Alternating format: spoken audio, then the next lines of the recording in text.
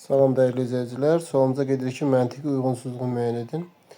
Osmanlı-Ağqoyunlu mübarizəsinin ikinci mərhələsinin başlanması, Bərdə döyüşü, ikinci Mehmedin Trabzonu işğal etməsi, Uzun Həsənin Teymuriləri məğlub etməsi, Ayğonların Ərdəbil hakimləri arasında mübarizənin başlanması.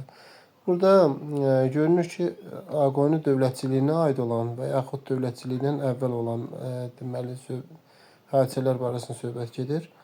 Burada variantda Ağqoyunlu Osmanlı mübarizəsinin ikinci mərhələsinin başlanması, deyək ki, 1472 Beyşəhər döyüşündən başlayır, davam eləyir.